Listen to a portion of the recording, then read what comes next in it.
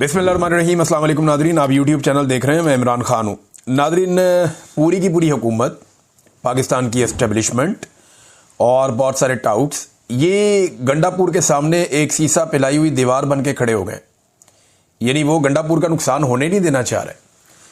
मुझे पहले अंदाज़ा नहीं था कि पाकिस्तान की जो इस वक्त पीडीएम की हुकूमत है या जो एस्टेब्लिशमेंट है या उनके टाउट्स हैं वो गंडापुर से इतना प्यार करते हैं।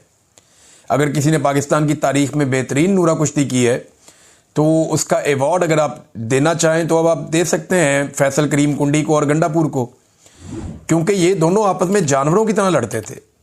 रोज़ाना की बुनियाद पे एक दूसरे के खिलाफ स्टेटमेंट्स देते थे और फिर आप देखें कि अब गंडापुर इस्तीफ़ा देता है और फैसल करीम कुंडी कहता है जी मेरे पास आया ही नहीं। हालांकि गुज़िश्ता रात लेट नाइट इस्तीफ़ा पहुंच चुका, लेकिन फैसल करीम कुंडी कहता है मेरे पास गंडापुर का इस्तीफ़ा नहीं आया। वफाकी वज़रा बैठे हुए हैं, प्रेस कॉन्फ्रेंस कर रहे हैं गंडापुर की हमायत में। जितने भी लोग इमरान खान के मुखालिफ हैं या जितने लोग इमरान खान को नापसंद करते हैं या उनसे बोगज़ रखते हैं या उनसे नफरत करते हैं, वो तमाम लोग गंडापुर को बचाने के लिए मैदान में आ गए हैं और सुहेल अफरीदी को ना लाने के लिए पूरी तरह सरगर्म हो गए हैं। अब कानूनी तरीका क्या है इसका मैं आपको बताता हूं, लेकिन इमरान खान साहब तक ये दबाव डाला गया, उन तक बार बार ये बात पहुंचाई गई कि खान साहब अपना फैसला वापस ले लें, ये फैसला आप ना करें। लेकिन इस पे इमरान खान साहब डट गए। इमरान खान साहब ने कहा नहीं, सुहेल अफरीदी का नाम मैंने दिया, उसको जाके बनाओ वज़ीर आला खैबर पख्तूनख्वा, वही होगा वज़ीर आला खैबर पख्तूनख्वा। अब नादरीन, जो कानूनी तरीकाकार है इसका वो तो ये है कि इस्तीफ़ा दे दिया वज़ीर आला ने, गवर्नर ने इस्तीफ़ा मंजूर कर लिया, एक कानूनी तरीकाकार है, ये तो हो जाएगा। उसके बाद नए कायद का या वज़ीर आला का इंतखाब होगा। अब नून लीग ने अपना उम्मीदवार दे दिया तो अपोजिशन मुत्तफिका उम्मीदवार भी दे सकती है, अलग भी दे सकती है। गंडापुर ने एक दौर में कहा था कि 22 MPs पूरी तरह से कंप्रोमाइज हैं और वो कंट्रोल में है एस्टेब्लिशमेंट के, ये गंडापुर ने कहा था। तो अब वो 22 MPs का भी इम्तिहान है, क्योंकि इलेक्शन कमीशन ऑफ पाकिस्तान ने फौरी तौर पर एक बड़ी कार्रवाई डाल दी है। उन्होंने सुप्रीम कोर्ट ऑफ पाकिस्तान के एक फैसले को जवाज बनाते हुए पाकिस्तान तहरीक इंसाफ के तमाम MPs को, MNAs को आज़ाद डिक्लेयर कर दिया। यानी अब कोई कहीं भी वोट डाल सकता है, लेकिन जो जहां भी वोट डालेगा वो फिर वहीं पे रहेगा, वापस आने का कोई रास्ता नहीं है। खैबर पख्तूनख्वा में इमरान खान साहब के MPA तोड़ लेना कोई खाला जी का वाड़ा नहीं है कि एस्टेब्लिशमेंट जाएगी या सेक्टर कमांडर्स या वहाँ पे जितने भी एजेंसियों के लोग हैं वो लोग अपना दबाव डालेंगे, बंदे अगवा करेंगे, पकड़ेंगे, मारेंगे, कुटेंगे और कहेंगे जी हमने इतने बंदे तोड़ दिए और अब ये बंदे नून लीग के उम्मीदवार को वोट डालेंगे। ये नहीं होना। इक्का दुक्का हो सकता है, बड़े पैमाने पर ये मुमकिन नहीं है, ये नहीं होना। हालात अब बहुत बदल गए हैं। इन्हें तो 2022 में पंजाब में से टोटल मिला के 20 बंदे मिले थे बड़ी मुश्किल से, पूरे पंजाब में इतनी बड़ी असेंबली में से, और बाद में भी उनमें से 16 बंदे 17 बंदे सीटें हार गए थे। PMLN की दुर्गत बन गई थी जहां पे ये लोग छोड़ कर गए थे। तो इलेक्शन तो जब भी ठीक होगा, ये लोग तो कभी इलेक्शन जीतने का सोच भी नहीं सकेंगे। आप ऐसा वैसा देकर वो कोशिश कर भी लें तो 2/3 अक्सरियत के सामने इनकी दाल नहीं गलनी। कानूनी तरीकाकार ये है कि अपोजिशन अपना बंदा लाएगी और जो पार्टी जिसके वज़ीर आला ने इस्तीफ़ा दिया है, रूलिंग पार्टी, वो अपना बंदा लाएगी और फिर नए वज़ीर आला का इंतखाब होगा। नया वज़ीर आला हलफ लेगा। उसके बाद जो नया वज़ीर आला आएगा वो अपनी काबीना के बंदे चुनेगा और फिर एक नई कैबिनेट नए सिरे से काम शुरू कर देगी। सुहेल अफरीदी इमरान खान का उम्मीदवार है, उसके बारे में कल तक कोई बात ही नहीं करता था। कल तक किसी ने नहीं कहा कि यह दहशतगर्द है या दहशतगर्दों का सहूलतकार है, कल तक किसी ने नहीं कहा। लेकिन अब वो कहानियां आ रही है कि जनाब ये तो दहशतगर्दों का सहूलतकार है, ये तो दहशतगर्द है, इंतहा पसंद आदमी है, और मालूम नहीं कौन कौन से इल्जाम उसके ऊपर लगाए जा रहे हैं। और ये कहा जा रहा है कि ये रियासत का बागी है, बगावत करता है, फौज के बड़ा खिलाफ है, इस किस्म की बातें की जा रही हैं।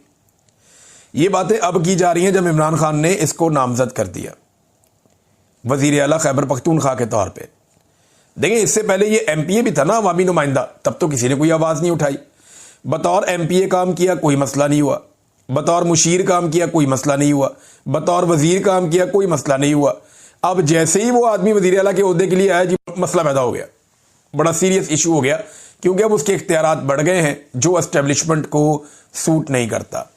अली अमीन गंडापुर का एक बहुत बड़ा हमायती शेर अफजल खान मरवत, शेर अफजल मरवत जैसा आदमी ये कह रहा है कि ये इमरान खान का बड़ा वफादार है, ये एस्टेब्लिशमेंट को सूट नहीं करेगा सुहेल अफरीदी। लिहाजा एस्टेब्लिशमेंट नहीं चाहेगी कि सुहेल अफरीदी को लेकर आए, क्योंकि वो इमरान खान का बहुत वफादार है, वो बात नहीं मानेगा एस्टेब्लिशमेंट की, सख्त गिर आदमी है। बहुत सारे लोग कहते हैं कि दहशतगर्दी को लेकर और ऑपरेशंस को लेकर इस आदमी का जो नुक्ता नज़र है वो काफ़ी सख्त होगा। अब इसके ऊपर इल्ज़ामात लगाए जा रहे हैं, इसको दीवार के साथ लगाने की कोशिश की जा रही है। गवर्नर कहता है मुझे इस्तीफ़ा मिला ही नहीं, तो मंजूर कैसे करें। वैसे ये नूरा कुश्ती का मैं कायल हो गया। वो ऐसे ना कि माजी में ये पकड़े तब गए थे जब गंडापुर, फैसल करीम कुंडी और ये जो एक और साहब हैं अमीर मुकाम, ये तीनों जब इकट्ठे हुए ना गवर्नर हाउस में, तो तब ये पकड़े गए थे कि इनके तो बड़े गहरे मरासिम में ताल्लुकात हैं, ये तो शीर व शक्कर है आपस में, इनका तो बड़ा प्यार मोहब्बत है आपस में, इन्होंने तो लोगों को बेवकूफ़ बनाया हुआ है। गंडापुर का अमीर मुकाम से भी उतना ही प्यार है और फैसल करीम कुंडी से भी उतना ही प्यार है। ये तो लोगों के लिए मार धाड़, बाहर जाओ कारकुनों को मरवाओ, कारकुनों को गोलियां लग जाए कोई बात नहीं, मारने वाले को हम गले लगाएंगे।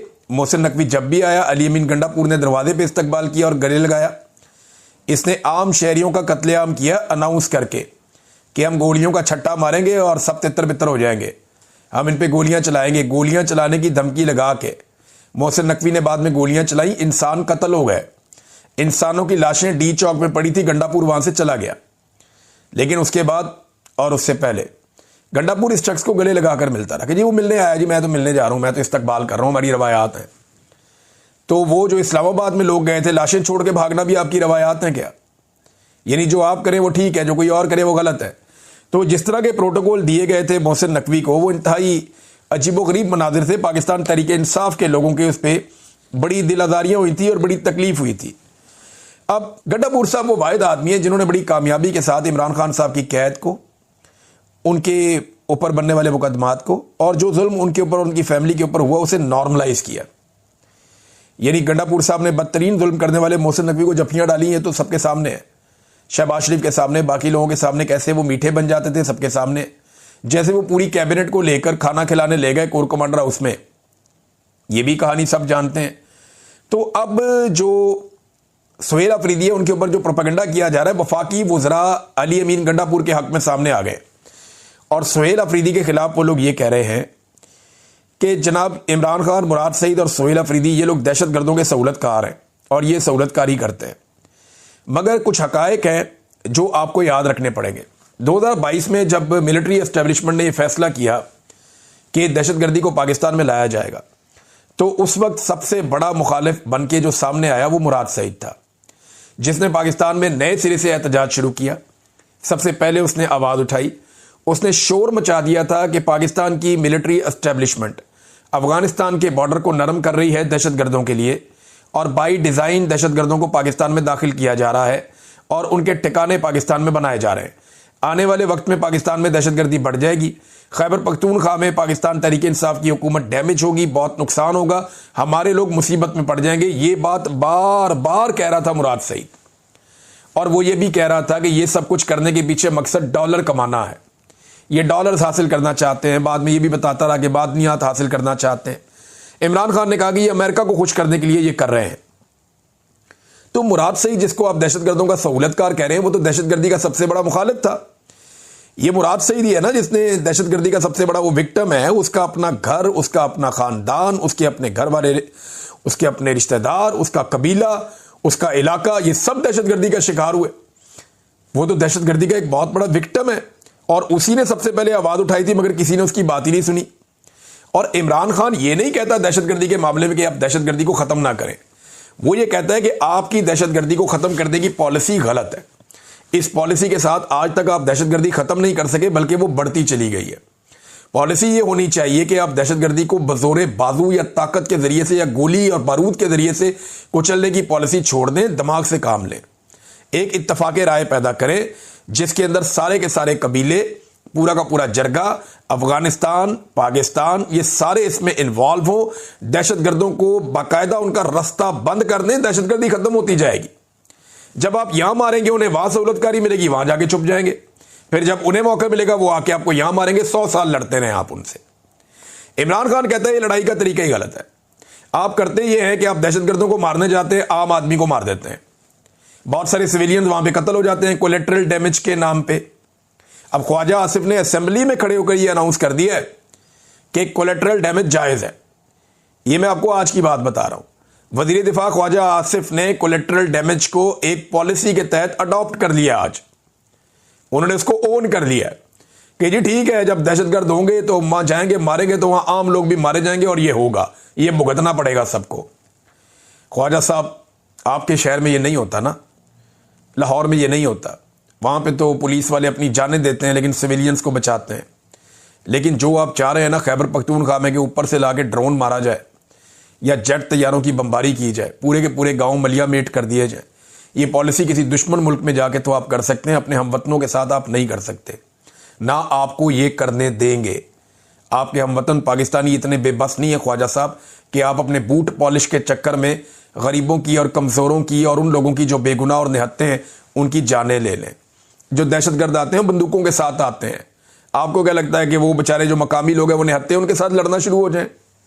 आपने उनसे लड़ना है तो वहां लड़े जहां से वो आ रहे हैं। उनकी आमद का रास्ता बंद करें। पहले आमद का रास्ता खुद खोला, अब उन्हें लाकर बसा दिया। अब तरीकाकार ये नहीं है। आप यहां मारेंगे, दहशतगर्द वहां जाके छुप जाएंगे अफगानिस्तान में, उनकी हुकूमत इन्हें कुछ नहीं कहेगी। या वो वहां पे जाके अगर सहूलतकारी ले लेते हैं अफगान अवाम से या कबाइल से, और फिर जब उनका दाव लगेगा फिर आके मारेंगे।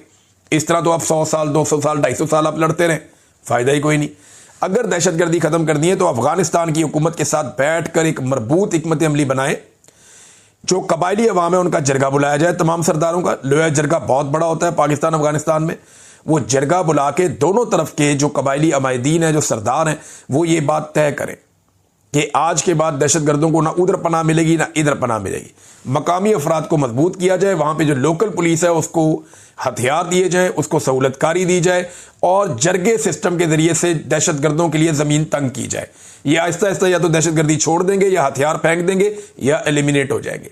ये है सादा फार्मूला इमरान खान साहब का जो वो दहशतगर्दी के खिलाफ बताते हैं। लेकिन ये कह रहे हैं जी ऊपर से बम मारेंगे, ऊपर से ड्रोन मारेंगे, वो तो आम लोग जो शहीद हो जाएंगे, उनके जो बाकी बचेंगे वो भी हथियार उठा लेंगे। फिर यही हो रहा है और इससे दहशतगर्दी बढ़ती चली जा रही है। ये बात इमरान खान साहब को अशरफ गनी और जो करज़ई हुकूमत थी उन्होंने अफगानिस्तान से बताई थी, और ये बात अमेरिकन अच्छी तरह जानते हैं। हत्ता कि ये बात जो है वो पाकिस्तानी भी अब बहुत अच्छी तरह जानते हैं। तो इमरान खान साहब कहते हैं ताकत के बजाय आप मुशावरत से काम कर लें, लेकिन इनके दिमाग में ये बात घुसती नहीं है। अब इमरान खान साहब को वो कह रहे हैं जी दहशतगर्दी का सहूलतकार, और इमरान खान जिस बंदे को लेकर आया वो भी दहशतगर्दी का सहूलतकार, ये दावा किया जा रहा है।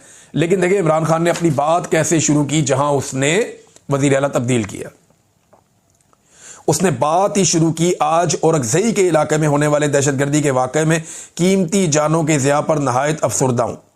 मिलिट्री ऑपरेशंस में हर तरफ सिर्फ पाकिस्तानी ही शहीद हो रहे हैं, चाहे वो आम शहरी हों, पुलिस वाले हों या फौजी हों। आज की शहादतों में एक कर्नल और मेजर भी शामिल हैं, जो इंतहाई अफसोस की बात है। तमाम शोहदा के दर्जात की बुलंदी और जख्मियों की जल्द सेहतयाबी के लिए दुआ गो हूं। मुल्क पर मुसल्लत माफिया की नाकिस पॉलिसियों की वजह से इस वक्त पाकिस्तान खसूसन खैबर पख्तूनख्वा में दहशतगर्दी की बदतरीन सूरत हाल पैदा हो गई है। पाकिस्तान में इस साल दहशतगर्दी के रिकॉर्ड वाक़यात हुए हैं, जिनमें जिस बड़ी तादाद में कीमती जानों का नुकसान हुआ इसकी मिसाल मिलना मुश्किल है। जबकि साल के इख्तिताम में अभी 2 महीने बाकी हैं। मैं पहले भी बारहा कह चुका हूं कि खैबर पख्तूनख्वा समेत मुल्क में दहशतगर्दों के मुकम्मल खात्मे के लिए 4 स्टेक होल्डर से बातचीत नागुज़ीर है। वो सारी बात जो मैंने आपको पहले बताई है। अब खैबर पख्तूनख्वा की हुकूमत को बारहा हदायत दी, खैबर पख्तूनख्वा में अपने शहरियों के खिलाफ शुरू किए गए गैर जरूरी मिलिट्री ऑपरेशन के खिलाफ खड़ी हो। हमारे दौर में इन तमाम इलाकों में अमन कायम हो चुका था, लेकिन इंतहाई दुख है कि खैबर पख्तूनख्वा हुकूमत मेरे अमन के विजन पर अमल दरामद में कामयाब नहीं हो सकी। अब यहां हुकूमत की तब्दीली के अलावा उन्होंने कहा मेरे पास कोई चारा नहीं है, मैं खैबर पख्तूनख्वा की वजारत आला की जिम्मेदारियां सुहेल अफरीदी के सपुर्द करता हूं। यह है जनाब इमरान खान का विजन। वो दहशतगर्दी के खात्मे के लिए, हालात की बेहतरी के लिए, अमन के कयाम के लिए इमरान खान चाह रहा है कि मैं वज़ीर आला तब्दील करूं। और ये क्या कर रहे हैं, ये कह रहे हैं नहीं हमने क्योंकि बमबारी करनी है, हमने क्योंकि डॉलर कमाने हैं, हमें क्योंकि मादनियात चाहिए, हमने इलाके खाली करवाने हैं जहां जहां पे मादनियात हैं। अब इस पॉलिसी के साथ ये दूसरी तरफ चले हुए। तो पाकिस्तानियों को क्या सूट करता है, पाकिस्तानी खुद फैसला कर लेंगे। अगर इन्होंने कोई एडवेंचर किया मौजूदा हुकूमत ने तो ये भुगतेगी भी, ये बात याद रखिएगा। नाज़रीन, अहमद वली खान का मैं एक विजुअल देख रहा था, उसने एक सहाफ़ी से मोबाइल छीनने की कोशिश की, उसका गरेबान पकड़ने की कोशिश की सिर्फ सवाल करने पे। यानी इन्हें हमेशा कमज़ोर पे ही गुस्सा आता है।